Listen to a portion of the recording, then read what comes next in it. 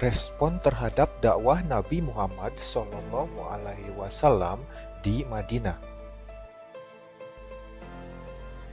Penyebaran agama Islam di Madinah sangat pesat. Mereka kebanyakan dari suku Aus dan Khazraj. Awalnya, orang Yahudi menerima kedatangan Nabi SAW karena sekutu mereka, suku Aus dan Khazraj, sudah tidak membutuhkan bantuan mereka lagi. Akhirnya orang Yahudi memusuhi umat Islam. Mereka bekerja sama dengan kaum kafir Quraisy untuk menghancurkan Islam. Akibatnya terjadi peperangan.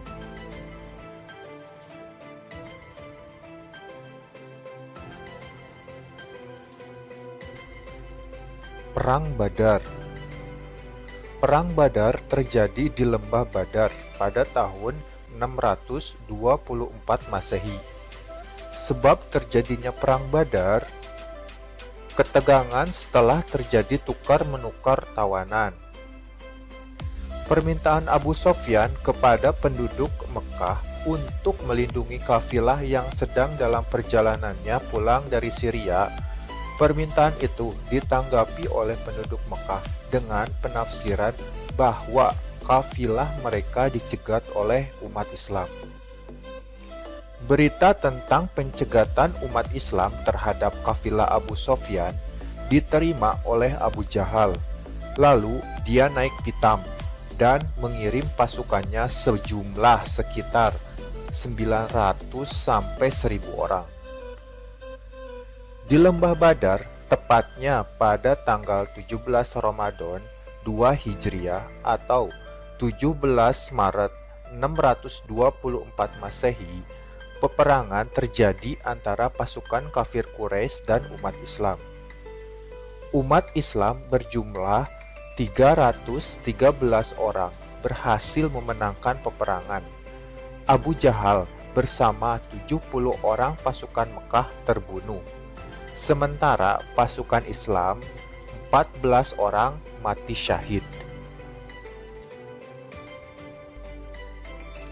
Perang Uhud. Setelah kalah dalam Perang Badar, kafir Quraisy Mekah merencanakan untuk menyerang kembali. Pada bulan Ramadan tahun 3 Hijriah atau 625 Masehi, mereka berangkat menuju Madinah dengan membawa 3.000 pasukan berunta, 200 pasukan berkuda, dan 700 orang berbaju besi di bawah pimpinan Khalid bin Walid. Nabi Muhammad SAW mengetahui rencana itu melalui sepucuk surat dari Abbas bin Abdul Muthalib. Nabi memutuskan untuk keluar kota Madinah, kemudian berangkat dengan 1000 tentara. Baru melewati batas kota, Abdullah bin Ubay dengan 300 pengikutnya membelot dan kembali pulang.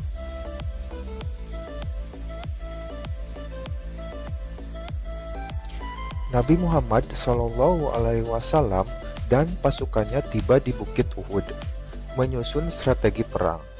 Pasukan ditempatkan di belakang bukit dengan dilindungi oleh 50 pemanah mahir di bawah pimpinan Abdullah bin Zubair yang ditempatkan di lereng bukit tinggi.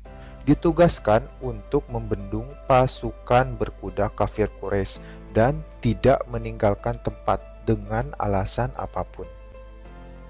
Pada awalnya, pasukan umat Islam berhasil memukul mundur pasukan kafir Quraisy. Pasukan Islam tergoda dengan harta benda yang ditinggalkan musuh. Mereka mengumpulkan harta rampasan dan tidak menghiraukan gerakan musuh. Beberapa pasukan pemanah tergoda dan turun dari bukit, menganggap perang sudah selesai.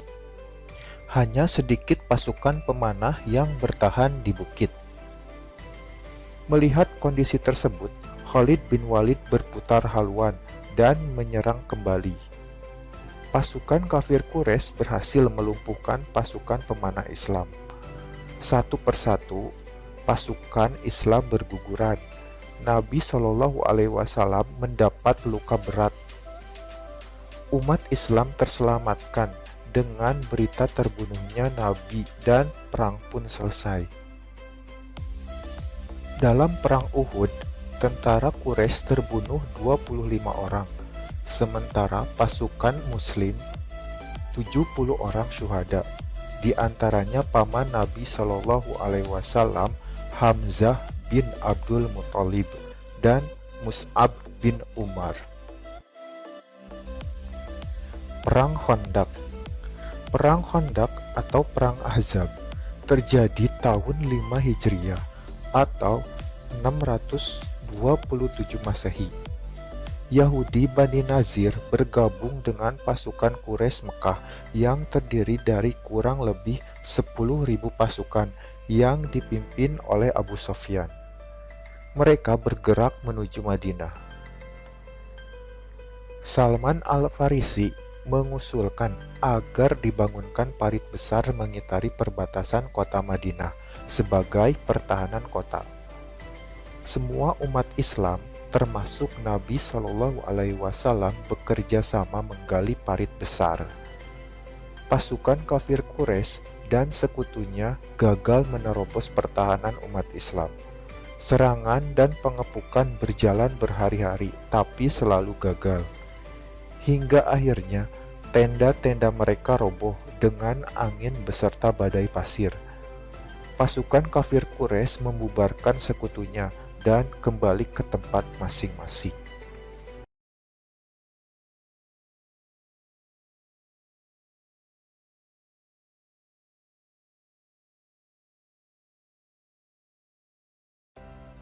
Perjanjian Hudaibiyah. Setelah 6 tahun meninggalkan kota Mekah, umat Islam belum mendapat kesempatan melaksanakan ibadah haji.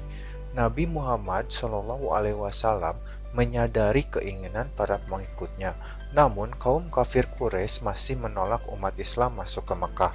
Walaupun demikian, kaum kafir Quraisy merasa khawatir akan tekad umat Islam memasuki Mekah. Akhirnya kedua belah pihak sepakat untuk menyusun naskah perjanjian yang dikenal sebagai Perjanjian Hudaibiyah.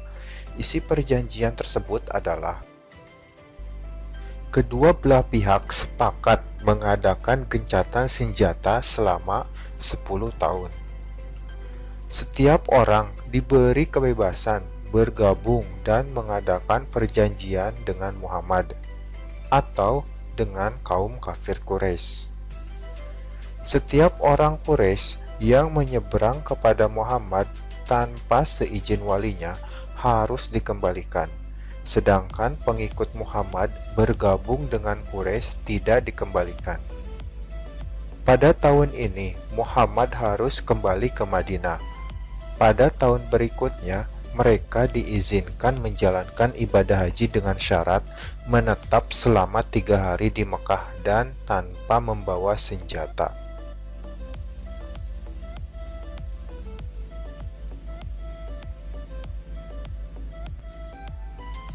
Isi perjanjian tersebut tampak merugikan umat Islam. Di sisi lain, perjanjian tersebut membuka peluang untuk berdakwah tanpa terganggu dengan urusan perang. Fatu Mekah atau penaklukan kota Mekah. Suku Bani Bakar dibantu oleh kaum kafir Quraisy menyerang dan membantai Bani Khuza'ah yang telah menyatakan bergabung dengan umat Islam di Madinah. Peristiwa tersebut diketahui oleh Nabi Muhammad SAW. Dengan demikian, kaum kafir Quraisy telah melanggar perjanjian Hudaibiyah. Kemudian, kaum kafir Quraisy menyatakan pembatalan perjanjian Hudaibiyah. Akibatnya, Nabi Muhammad SAW menyiapkan pasukan terbesarnya sepanjang sejarah. Nabi berangkat ke Mekah bersama 10.000 pasukan untuk menyerang Mekah. Tentu Nabi hanya menakut-nakuti kaum kafir Quraisy karena tidak mau kota Mekah dikotori dengan peperangan. Kemudian Abu Sufyan bin Harb datang menemui Nabi Muhammad SAW dan menyatakan keislamannya.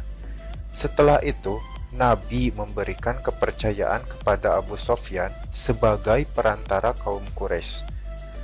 Nabi memberikan keamanan bagi Abu Sofyan dan keluarganya dengan menyarankan bahwa orang yang masuk ke rumah Abu Sofyan akan selamat, orang yang masuk masjid akan selamat, dan orang yang menutup pintu rumahnya rapat-rapat akan selamat.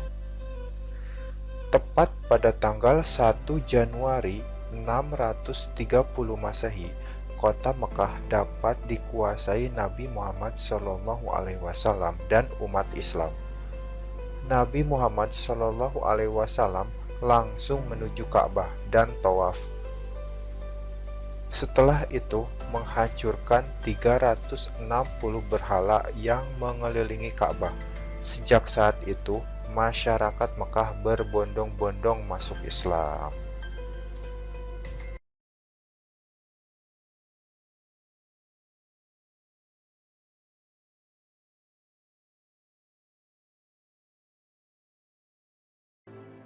Pada bulan ke-11 tahun ke-10 Hijriah, Nabi Muhammad SAW mengumumkan kepada seluruh masyarakat Madinah bahwa beliau akan memimpin ibadah haji.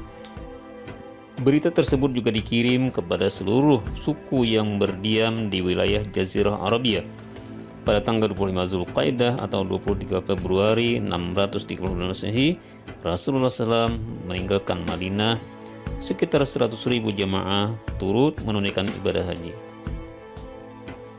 Pada hari Tarawiyah, yakni tanggal 8 Zulhijjah, Nabi pergi ke Mina. Keesokan harinya, beliau berangkat pada waktu subuh menuju Gunung Arafah. Kaum muslimin mengikuti beliau sambil mengucapkan talbiyah labbaik Allahumma labbaik serta mengucapkan takbir. Nabi berhenti di Namira, yaitu sebuah desa di sebelah timur Arafah, untuk berkemah. Setelah matahari tergelincir, beliau berangkat menuju wadi di wilayah Uran. Di tempat inilah Nabi Muhammad SAW menyampaikan khutbahnya yang sangat bersejarah. Wahai manusia, perhatikanlah kata-kataku ini. Aku tidak tahu kalau sesudah tahun ini, dalam keadaan seperti ini, tidak lagi bertemu dengan kamu sekalian. Saudara-saudara, sesungguhnya darah dan harta kamu adalah suci buat kamu sampai datang waktunya kamu sekalian menghadap Tuhan. Kamu pasti akan menghadap Tuhan. Pada waktu itu akan dimintai pertanggungjawaban atas segala perbuatanmu. Barang siapa telah diserahi amanat, tunaikanlah amanat itu kepada yang berhak menerimanya. Sesungguhnya semua riba sudah tidak berlaku, tetapi kamu berhak menerima kembali modal kamu. Janganlah kamu berbuat aniaya terhadap orang lain dan jangan pula dianiaya. Hari ini nafsu setan yang minta disembah di negeri ini sudah putus asa untuk selama-lamanya. Tetapi kalau kamu turutkan dia, walaupun dalam hal yang kamu anggap kecil, yang berarti kamu merendahkan segala perbuatanmu, niscaya akan senanglah dia. Oleh karena itu, peliharalah agamamu ini baik-baik. Saudara-saudara, seperti halnya kamu mempunyai hak atas istri kamu, maka istri kamu mempunyai hak atas dirimu. Hak aku atas mereka ialah untuk tidak mengizinkan orang yang tidak kamu sukai menginjakkan kaki ke atas lantaimu, dan jangan sampai mereka secara terang-terangan melakukan perbuatan keji. Berlaku baiklah terhadap istri kamu, mereka itu kawan yang membantumu. Mereka tidak memiliki sesuatu untuk diri mereka, kamu mengambil mereka sebagai amanah Tuhan, dan kehormatan mereka dihalalkan untuk kamu dengan nama Tuhan. Ada masalah yang sudah jelas kutinggalkan di tangan kamu, yang jika dipegang teguh kamu tidak akan tersesat selama-lamanya, yaitu kitabullah dan sunnah Rasulullah. Sesungguhnya setiap muslim itu saudara muslim yang lain, dan semua kaum muslim itu bersaudara. Akan tetapi seseorang tidak dibenarkan mengambil sesuatu dari saudaranya kecuali jika diberikan kepadanya dengan senang hati. Janganlah kamu menganiaya diri sendiri. Katakanlah pada mereka bahwa darah dan harta kamu disucikan oleh Tuhan, seperti hari ini yang suci sampai datang masanya kamu sekalian menghadap Tuhan. Kemudian Nabi bertanya kepada seluruh jamaah, sudahkah aku menyampaikan amanah Allah, kewajibanku kepada kamu sekalian? Jamaah yang ada di hadapannya segera menjawab, ya, memang benar demikian adanya. Nabi Muhammad SAW kemudian menengadah ke langit sambil mengucapkan, ya Allah, Engkau menjadi saksiku. Setelah asar, Nabi Muhammad SAW berangkat ke Mina, dan pada waktu itulah Rasulullah SAW membacakan firman Allah Subhanahu wa taala yang berbunyi, A'udzubillahi minasyaitonirrajim. Bismillahirrahmanirrahim. Al-yawma akmaltu lakum dinakum wa atmamtu 'alaikum ni'mati wa raditu lakumul Islam madina. Yang artinya, pada hari ini telah kusempurnakan untuk kamu agamamu dan telah kucukupkan kepadamu nikmatku dan telah kuridai Islam itu menjadi agama bagimu. Quran Surah Al-Ma'idah ayat 3. Turunnya ayat tersebut merupakan kabar gembira bagi umat Islam bahwa Islam telah sempurna. Akan tetapi Abu Bakar menangis karena merasa bahwa jika tugas Nabi Muhammad SAW telah selesai, berarti waktu meninggalnya Nabi sudah dekat. 2 bulan setelah menunaikan haji wada, Nabi Muhammad SAW menderita demam. Beliau tetap memimpin sholat berjamaah meskipun kondisi badannya lemah. Ketika badannya sangat lemah, sekitar 3 hari menjelang wafatnya, beliau tidak bisa mengimami sholat berjamaah dan menunjuk Abu Bakar sebagai penggantinya menjadi imam sholat. Semakin hari tenaganya terus menurun, dan pada hari Senin tanggal 12 Rabiul Awal tahun 11 Hijriah atau 8 Juni 630 Masehi, beliau wafat di rumah istrinya yang bernama Aisyah. Semoga bermanfaat. Wassalamualaikum warahmatullahi wabarakatuh.